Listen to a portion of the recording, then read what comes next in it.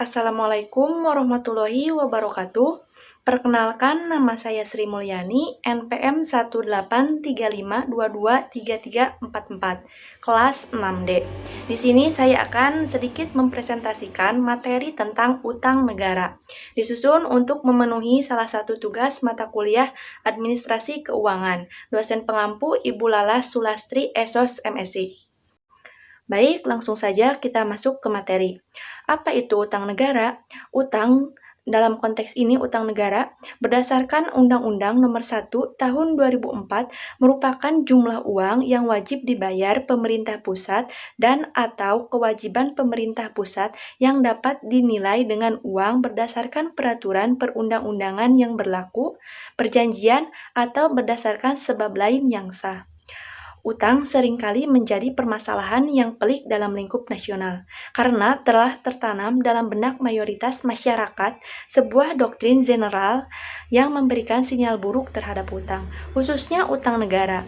Namun, ternyata utang merupakan salah satu bagian penting dalam menetapkan kebijakan fiskal atau APBN, di mana juga merupakan bagian dari suatu sistem besar yang disebut pengelolaan ekonomi. Saat ini, Kementerian Keuangan mencatat posisi utang Indonesia mencapai 6.321 triliun rupiah per akhir Februari tahun 2021, naik 2,05% atau 128 triliun rupiah dari periode Januari tahun 2021. Penyebab utang negara. Banyak modal yang dibutuhkan untuk membangun sarana dan prasarana. Pemerintah merupakan penggerak utama perekonomian di sebagian besar negara-negara yang sedang berkembang. Oleh karena itu, pemerintah membutuhkan banyak modal untuk membangun berbagai prasarana dan sarana. Namun, kemampuan finansial atau keuangan yang dimiliki pemerintah masih terbatas atau kurang. Disinilah munculnya utang kepada luar negeri. Pemerintah Indonesia harus menambah utang luar negeri yang baru untuk membayar utang luar negeri yang lama telah jatuh tempo. Fungsi utang negara. Yang pertama, menutup defisit anggaran. Yang kedua, menutup kekurangan kas atau kebutuhan kas jangka pendek dalam pelaksanaan belanja yang tidak dapat ditunda. Yang ketiga, solusi dalam penataan portofolio utang pemerintah yang tentu dimaksud untuk mengurangi beban belanja untuk membiayai utang dalam APBN di tahun-tahun berikutnya. Tujuan utang negara dibagi menjadi dua tujuan, yaitu tujuan jangka panjang dan tujuan jangka pendek. Tujuan jangka panjang yaitu untuk mengamankan kebutuhan pembiayaan APBN melalui utang dengan biaya minimal pada tingkat risiko terkendali sehingga kesinambungan fiskal dapat terpelihara. Mendukung upaya untuk menciptakan pasar surat berharga negara atau SBN yang dalam, aktif, dan likuid. Kemudian, tujuan jangka pendek, yaitu untuk memastikan tersedianya dana untuk menutup defisit dan pembayaran kewajiban pokok utang secara tepat waktu dan efisien. Jenis-jenis utang negara.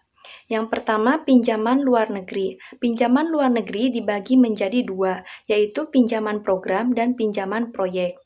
Pinjaman program ditujukan untuk budget support dan pencairannya dikaitkan dengan pemenuhan polis matrik di bidang kegiatan untuk mencapai MDGs atau pengentasan kemiskinan, pendidikan, dan pemberantasan korupsi, pemberdayaan masyarakat polis terkait dengan climate change dan infrastruktur, Sedangkan pinjaman proyek ditujukan untuk pembiayaan proyek infrastruktur di berbagai sektor, atau perhubungan, energi, dan lain-lain. Proyek-proyek dalam rangka pengentasan kemiskinan atau PNPM. Yang kedua, pinjaman dalam negeri. Diatur dalam Peraturan Pemerintah Nomor 54 Tahun 2008 tentang tata cara pengadaan dan penerusan pinjaman dalam negeri oleh pemerintah. Berasal dari badan usaha milik negara atau BUMN, pemerintah daerah, dan perusahaan daerah. ditujukan untuk membiayai kegiatan dalam rangka pemberdayaan industri dalam negeri dan pembangunan infrastruktur untuk pelayanan umum, kegiatan investasi yang menghasilkan penerimaan. Dampak utang negara. Pertama, dampak langsung dari utang yaitu cicilan bunga yang semakin mencekik. Kedua, dampak yang paling hakiki dari utang tersebut yaitu hilangnya kemandirian akibat keterbelengguan atas keleluasaan arah pembangunan negeri oleh si pemberi pinjaman. Dapat dilihat pula dengan adanya indikator baku yang ditetapkan oleh negara-negara donor, seperti arah pembangunan yang ditentukan, baik motifnya politis maupun motif ekonomi itu sendiri. Pada akhirnya, arah pembangunan kita memang penuh kompromi dan disetir, membuat Indonesia makin terjepit dan terbelenggu dalam kebijakan-kebijakan yang dibuat negara donor. Hal ini sangat beralasan karena mereka sendiri harus menjaga, mengawasi, dan memastikan bahwa pengembalian dari pinjaman tersebut plus keuntungan atas pinjaman mampu dikembalikan. Alih-alih untuk memfokuskan pada kesejahteraan rakyat, pada akhirnya adalah konsep asal jalan pada periode kepemimpinannya.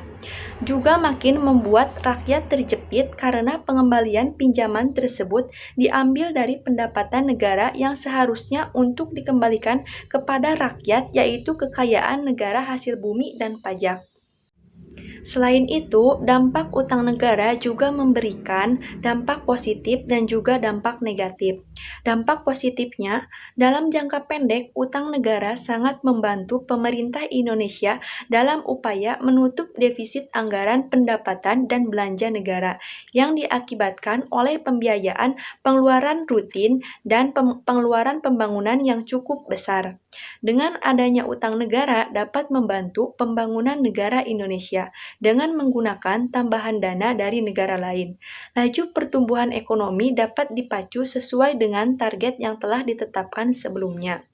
Sedangkan dampak negatifnya, dalam jangka panjang, utang luar negeri dapat menimbulkan berbagai macam persoalan ekonomi negara Indonesia.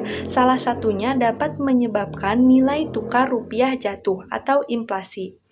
Utang luar negeri dapat memberatkan posisi APBN Republik Indonesia karena utang negara tersebut harus dibayarkan beserta dengan bunganya.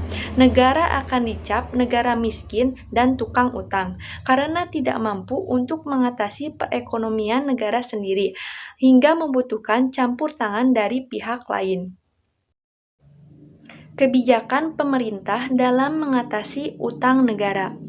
Ada dua sektor yang diperhatikan untuk mengatasi utang negara, yaitu kebijakan pemerintah dalam sektor ekonomi makro dan sektor ekonomi mikro.